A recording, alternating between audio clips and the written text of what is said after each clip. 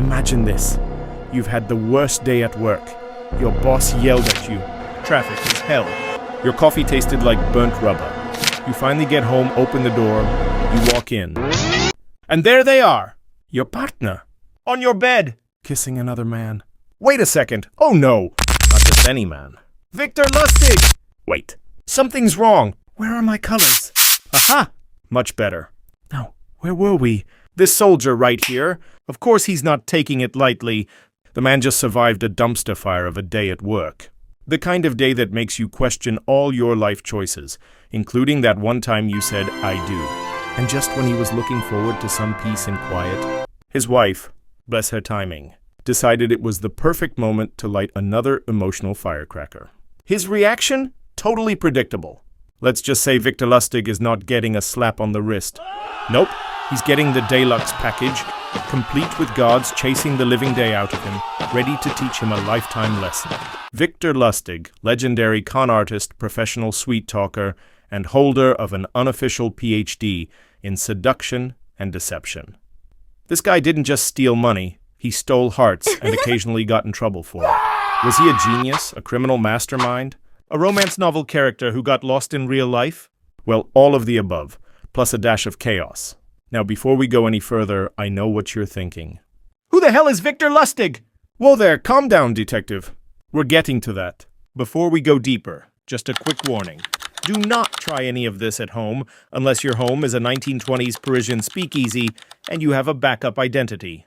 Ladies and gentlemen, I present to you the one, the only, Victor Lustig. Born in 1890 in the quaint town of Hostinje, not the Bahamas, mind you, but the Czech Republic, though he would have loved you to believe otherwise. Standing at a modest 5'7" and weighing in at 140 pounds, he was the very definition of looks can be deceiving. Sharp-witted and smoother than a silk tie on a conman's neck. A school dropout at the age of 12, he began pickpocketing and begging. From pickpocketing to petty theft to burglary. At age 18, he became a master of card trick. Victor Lustig wasn't just any trickster. Oh no, this was the man who sold the Eiffel Tower. Not once, but twice. Master of charm, deception, and the poker face of a saint. He was a master of strategies. Every move he made was calculated. Every word, a thread in the fabric of deception. As Yogi Berra once said, if you don't know where you are going, you'll end up someplace else. Well, Victor Lustig always knew exactly where he was going. And more importantly, where you'd end up. His strategy wasn't random. It was deliberate. Smooth. Precise. Never struck without a plan. He never improvised without intent. And he never let his target suspect a thing until it was far too late. 6 defining moments, Victor Lustig masterfully implemented his strategy. The foundation. Step 1. Gaining trust. For Lustig, trust wasn't just an asset. It was a weapon. He dressed the part. He spoke with elegance. He mirrored his victims' values, their fears, their desires. He made them feel safe, important, understood. Because once someone trusts you, they hand you the keys to their judgment. Victor knew. Once trust is given, logic is often the first casualty. Step 2. Into the life of the target. Victor Lustig never targeted victims. He studied them. He stepped into their shoes, breathed their air, and walked their routes. Where they went, who they were, what they valued, what they feared. And then, like a ghost in tailored wool, he inserted himself gently, invisibly, into their lives. Victim 1, the wallet. A wealthy banker, predictable, arrogant. A man of strict routine, with a coat pocket always too full and awareness always too low. Victor followed him for days, learned his lunch spot, his driver's face, his cigarette brand, and then the perfect moment. A staged accident near a busy Parisian intersection. A slip, a bump. A swift motion of the hand and the banker's wallet disappeared like a breath in fog. But Victor didn't flee. No, he waited, a few steps away. Then he turned back with wide eyes and a voice full of concern. Sir, I believe this is yours. I saw it lying just behind you. He handed it over with practiced grace. Every detail returned, except for one small calling card slipped neatly inside. Count Victor Lustig, investment consultant. A gesture of honesty, a mark of trust. And just like that, the gate opened. Victim 2, the couple. They were wealth wrapped in silk and routine. An elegant couple with the kind of marriage that lives in repetition. Every Sunday, without fail, they strolled the same path in the park. The husband smiling at his wife, adjusting her gloves. Both dressed with perfection. Victor knew how to stir the water without making waves. He chose a bench just along their path, seated with precision, feet extended just enough, and then the stumble! The wife tripped, Grace faltered, dignity cracked. Victor was instantly on his feet. "My deepest apologies, madam. Here, please, take a seat, allow me." He offered his handkerchief, steadied her with elegant care, and apologized with such warmth it melted any suspicion. The husband defensive at first, but quickly disarmed. Victor didn't talk about himself. He asked about them. With charisma sharpened by years of deception, he listened with genuine interest. Flattered with intellect, entertained with subtle humor. What began as an apology turned into admiration. What was meant to be a brief encounter turned into a dinner invitation. And that dinner? It became the first step into their inner circle. A circle from which Victor drew more than just wine and laughter. Victor Lustig was fearless, the man so smooth he could sell ice to an Eskimo, and apparently swindle Al freaking Capone without ending up in the Chicago River wearing cement shoes. Lustig walks into Capone's office wearing a three-piece suit, a smirk, and a death wish. He tells Capone, "Hey, I've got a surefire investment. I can double your money in 60 days. Now, Al Capone, the most feared gangster in America, isn't exactly known for his portfolio diversification. His idea of an investment was probably, buy Tommy guns, sell fear, repeat. But Capone thinks, this guy's got guts, or he's incredibly stupid. Either way, I'm interested. So he hands Lustig $50,000, which in the 1920s was enough to buy a mansion, a Model T Ford, and maybe a small country in Europe. Here's the genius part. Lustig does nothing.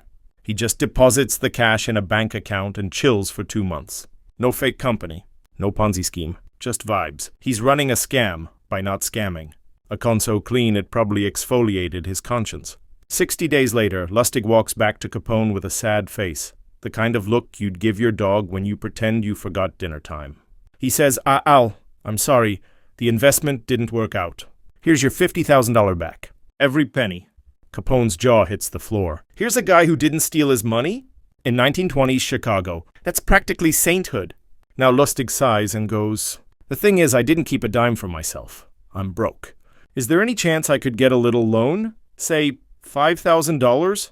Capone, thinking he just found the only honest man in America, says, you poor sap, sure, take the money. Boom! That's the con. Victor Lustig walks out with $5,000 of Capone's cash, a clean conscience, and possibly jazz hands. Why, it worked. He played the long game. Most con men grab the money and run. Lustig grabbed Capone's trust. He gave Capone the ultimate illusion. An honest crook. And let's be honest, getting a tip from Capone without getting shot is a win in any era. The aftermath, Capone never chased him down. Probably sat back thinking, man, that kid's got class. Also, he's lucky I'm in a good mood. Meanwhile, Lustig vanished laughing into the sunset. Ah, the sheriff's scam. Another absolute gem in the Victor Lustig Hall of Hustles. If con artistry were an Olympic sport, Lustig would have taken gold. Then sold the medals back to the judges at double the price. Here's how Victor Lustig tricked a sheriff using nothing but charm, quick thinking, and a suitcase full of nonsense. Lustig was peddling a magical device he called the Romanian money box. Now this thing looked like a steampunk fever dream. Levers, gears, and a puff of smoke. He claimed it could duplicate real money using chemical solutions and molecular fusion. Translation, pure weaponized nonsense. He'd insert a $100 bill, crank some levers, wait 6 hours because science, and out would pop a second identical $100 bill. Of course, Lustig secretly planted the second bill beforehand. The sheriff, aka Mr. Gullible with a badge, Lustig was staying in a hotel when a local sheriff got wind of the money box. The sheriff, clearly not the valedictorian of his class at deputy school, starts thinking, well, shucks, this here contraption could make me rich, or at least get me a new horse and a fancier hat. Lustig does the demo. He puts in a real $100 bill, cue dramatic lever pulling, a 6-hour wait, the suspense setting. And voila, 2 $100 bills. Sheriff is now fully hooked. He thinks he's found the financial holy grail. And Lustig? Just a poor, misunderstood genius looking to offload his invention. The sheriff buys the box for $10,000. Victor takes the money, gives a very sincere thank you, probably throws in a fake instruction manual, and skips town faster than you can say snake oil. A few days and a few very empty feedings of the money box. Later, the sheriff realizes he's been duped. The machine isn't duplicating money. It's duplicating regret. Furious, he tracks Lustig down and arrests him. But here's where it gets even better. Victor, calm as ever, says, "Sheriff, let's be reasonable. I didn't scam you. You're just not using the machine properly. If word gets out that you were duped, you'll be the laughingstock of the county.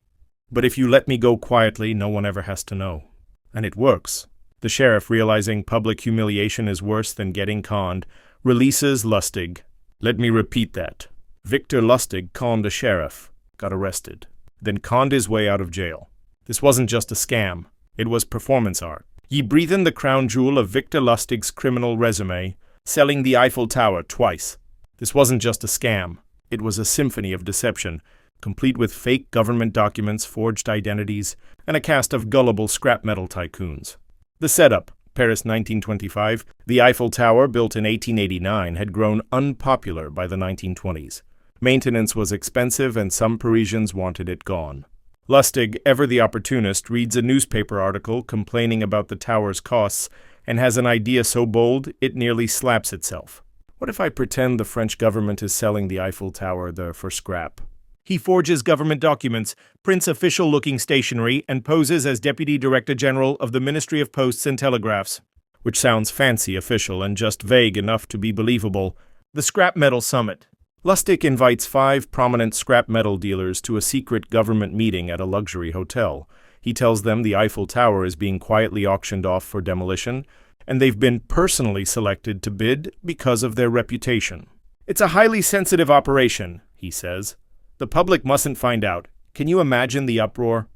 They nod solemnly. Lustig identifies his mark, André Poisson, a businessman who's insecure, new to the game, and eager to prove himself. He's basically a walking target with a wallet.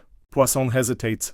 So Lustig, master of manipulation, adds a twist. Look, off the record, I'm just a government official trying to make ends meet. A small bribe would ensure the contract goes your way. Boom. Poisson thinks it's legit. Why? Because real government corruption makes fake government corruption look more plausible. The getaway. Poisson pays a huge sum in bribes and processing fees. Lustig pockets the cash, books a train to Vienna, and vanishes. Poisson eventually realizes he's been duped, but he's so embarrassed that he doesn't report it to the police. After all, how do you explain to your colleagues that you bought a national monument with a check and no paperwork?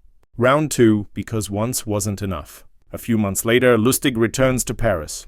Yes, he goes back to the scene of the crime to do the exact same scam again, using the same forged documents and same story. This time he gets greedy, and the new target gets suspicious. The second victim reports him to the police, and Lustig has to flee again. But by then, he's already made another fortune. Why it worked? The con was outrageous, but just believable enough. The Eiffel Tower was controversial at the time. The secrecy made it feel exclusive. If you make a scam look like a secret club, people will beg to join. Lustig remains the only known person in history to sell the Eiffel Tower twice, and almost got away with both. It's like trying to sell the Statue of Liberty and convincing someone to pay extra for the torch. He didn't just scam people. He played society like a violin, and every mark sang in tune. By the 1930s, Lustig wasn't just scamming the gullible rich, he'd graduated to counterfeiting U.S. currency.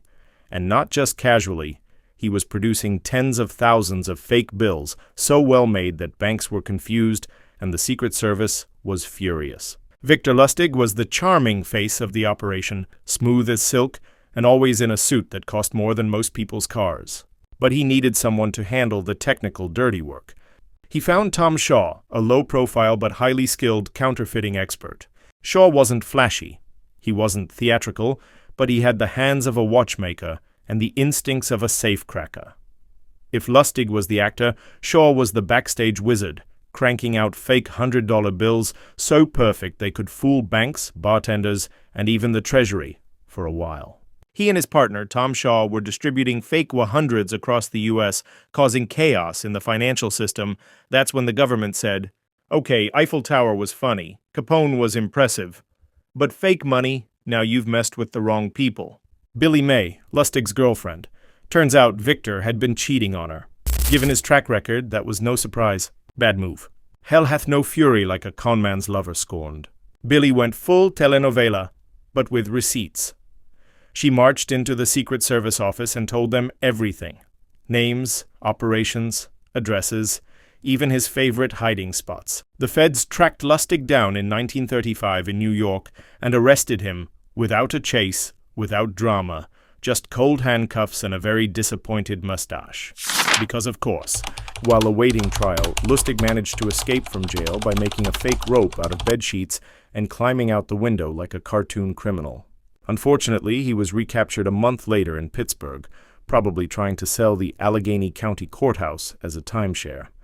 In 1936, he was sentenced to 20 years in the infamous Alcatraz prison, aka The Rock, where they sent the worst of the worst. And guess who one of his prison neighbors was? Al Capone? Yes, the same man he once conned out of $5,000. Apparently, they did not resume their friendship. Victor Lustig died in 1947 in Alcatraz from complications of pneumonia. He was 57. His official occupation on his death certificate? Apprentice salesman, which is conman code for still working on the next scam, check back later. Victor Lustig didn't die in a shootout. He didn't go down screaming. He went out quietly, but left behind a legend. He was the man who sold a monument twice, scammed the most dangerous gangster in America, escaped jail with literal bedsheets, and had the audacity to call himself a salesman.